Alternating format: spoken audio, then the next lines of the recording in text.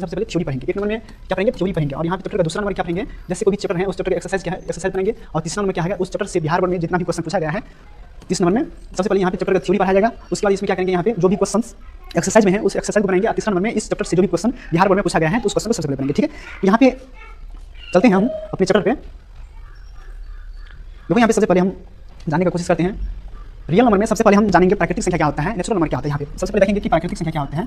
प्राकृतिक संख्या, प्राकृतिक संख्या, प्राकृतिक संख्या किसे कहते हैं? ठीक है, नेचुरल नंबर किसे कहते हैं? देखो गिनती की संख्या क्या कहते हैं? प्राकृतिक संख्या। जैसे कोई भी संख्या होगा उसे काउंट करेंगे तो क्या होगा? प्राकृतिक संख्या हो जाएगा। जैसे यहाँ पे एग्जांपल में होगा कि गिनती की संख्या को प्राकृतिक संख्या, जैसे 1 हो गया, 2 हो गया, 3 हो गया, 4 हो गया, डॉट डॉट करके क्या होगा? अंत तक ये सब संख्या क्या होगा? प्राकृतिक संख्या। यानी गिनती की संख्या क्या कहेंगे? प्राकृतिक संख्या कहेंगे। ठीक है, प्राकृतिक संख्या किसे कहते हैं? गिनती की संख्या को प्राकृतिक संख्या कहते हैं। ठीक है, अब यहाँ पे देखेंगे प्राकृतिक संख्या के बाद यहाँ पे पूर्ण संख्या किसे कहते हैं? पूर्ण संख्या यानी होल नंबर किसे कहते हैं? पूर्ण संख्या यानी होल नंबर किसे कहते हैं? देखो पूर्ण संख्या किसे कहते हैं? जैसे प्राकृतिक संख्या हो गया 1 2 3 4 डॉट हो गया, अनंत तक हो गया। जैसे प्राकृतिक संख्या के परिवार में, जैसे प्राकृतिक संख्या हो गया, प्राकृतिक संख्या का परिवार है, इस प्राकृतिक संख्या के परिवार में अगर हम 0 शामिल कर देंगे तो क्या होगा? पूर्ण संख्या हो जाएगा। तो प्राकृतिक संख्या के परिवार में 0 शामिल करने पर किस संख्या बन जाता है? पूर्ण संख्या बन जाता है। प्राकृतिक संख्या के परिवार में 0 शामिल करने पर कौन सा संख्या बन जाता है? पूर्ण संख्या बन जाता है। अब देखेंगे यहाँ पे हम पूर्णांक संख्या किसे कहते हैं? क्या देखेंगे? पूर्णांक संख्या किसे कहते हैं? तो पूर्णांक संख्या क्या होता है? यहाँ पे पूर्णांक संख्या, पूर्णांक संख्या, पूर्णांक संख्या किसे कहते हैं? जैसे कोई भी संख्या रेखा है, जैसे एक संख्या रेखा हो गया, जैसे कोई भी संख्या रेखा है, इस संख्या रेखा क्या है?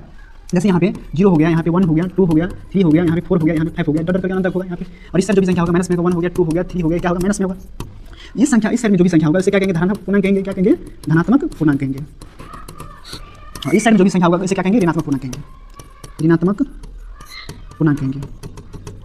इस साइड जो रहेगा धनात्मक पूर्णांक, इस साइड रहेगा उसे ऋणात्मक पूर्णांक कहेंगे। ठीक है, और ये भी 0 क्या है? 0 यहाँ पे पूर्ण संख्या है। प्राकृतिक संख्या के परिवार में जब 0 शामिल करते हैं तो पूर्ण संख्या का परिवार बन जाता है, तो जो क्या होगा? यहाँ पे पूर्ण संख्या हो जाएगा। ठीक है, आप देखेंगे यहाँ पे कि सम संख्या किसे कहते हैं? सम संख्या किसे कहते हैं? इवन नंबर किसे कहते हैं? देखो यहाँ पे सम संख्या किसे कहते हैं? सम संख्या यानी इवन नंबर किसे कहते हैं? सम संख्या। देखो वैसी संख्या जो 2 से क्या हो? भाज्य हो उसे सम संख्या कहते हैं। जैसे यहाँ पे 2 हो गया, 4 हो गया, 6 हो गया, 8 हो गया, 10 हो गया, एक यहाँ 2 से भाज्य है। जो संख्या 2 से भाज्य है तो संख्या क्या होगा? सम संख्या होगा। एक होगा और अनंत तक होगा। वैसी संख्या जो 2 से क्या हो? भाज्य हो उस संख्या क्या कहेंगे? सम संख्या कहेंगे। ठीक है, अब मानते हैं कि सम संख्या जो संख्या 2 से भाज्य हो उसे सम संख्या कहेंगे। विषम संख्या किसे कहेंगे? वैसी संख्या जो क्या हो 2 से भाज्य नहीं हो उस संख्या क्या कहेंगे? विषम संख्या कहेंगे।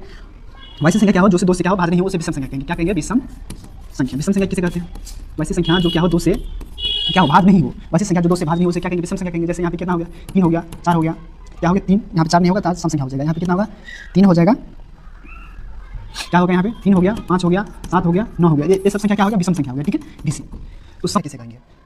उस संख्या परमेय संख्या हम आप किसे कहेंगे? ठीक है, देखो परमेय संख्या किसे कहेंगे? परमेय संख्या। देखो वैसी संख्या जिसे हम क्या करेंगे? p/q के रूप में लिख सकते हैं, उसे परमेय संख्या कहते हैं। जैसे p/q के रूप में क्या करेंगे? लिखेंगे उसे परमेय संख्या कहेंगे। लेकिन कंडीशन इसका ध्यान रखना है q नॉट क्या आना चाहिए? 0 होना चाहिए। यानी q का मान कभी भी 0 के समान नहीं होना चाहिए, तो उसे संख्या को परमेय संख्या करेंगे। जैसे यहाँ पे 2/3 क्या हो गया? परमेय संख्या हो गया। जहाँ पे a और a क्या हो गया? जहाँ p और q क्या होना चाहिए? पूर्णांक होना चाहिए। जहाँ पे 2/3 कोशिश संख्या हो गया, परमेय संख्या हो गया। जैसे यहाँ पे 2.5 हो गया तो 2.5 भी परमेय संख्या होगा। क्या है? कैसे? जैसे 2 दशमलव को उड़ाएंगे तो नीचे कितना आएगा? नीचे में 10 आएगा। यहाँ पे 25/10 क्या है? 25 संख्या है, परमेय संख्या है। तो यहाँ पे क्या हो गया? परमेय संख्या हो गया। अब बात कर रहे हैं यहाँ पे अपरिमेय संख्या किसे कहते हैं? वो अपरिमेय संख्या किसे कहते हैं? अपरिमेय संख्या, अपरिमेय संख्या। अपरिमेय संख्या किसे कहते हैं? वैसी संख्या जिसे p/q के रूप में क्या कर सकते हैं? नहीं लिख सकते हैं। यानी p नॉट इक्वल p/q के रूप में क्या कर सकते हैं? उसे नहीं लिखेंगे, उसे अपरिमेय संख्या कहेंगे। जैसे यहाँ पे रूट अंडर कितना हो गया? रूट अंडर यहाँ पे 12 हो गया, क्या हो गया? अपरिमेय संख्या हो गया। रूट अंडर कितना होगा? रूट अंडर 3 हो गया, अपरिमेय संख्या हो गया। रूट अंडर कितना होगा? 5 होगा, कौन सी संख्या होगा? अपरिमेय संख्या होगा। ठीक है, तो हम मिलते हैं नेक्स्ट वीडियो में। उस वीडियो में हम चैप्टर का जो भी थीम है तो बेसिक पढ़ाई, चैप्टर का बेसिक क्या होता है ये सब जाने, और हम नेक्स्ट वीडियो में जानेंगे कि रियल नंबर से किस प्रकार का क्वेश्चन बिहार में आता है, यूक्लिड विभाजन क्या है, इस प्रकार का तमाम क्वेश्चन करने की कोशिश करेंगे। ठीक है, तब तक के लिए जय हिंद, मिलते हैं नेक्स्ट वीडियो में।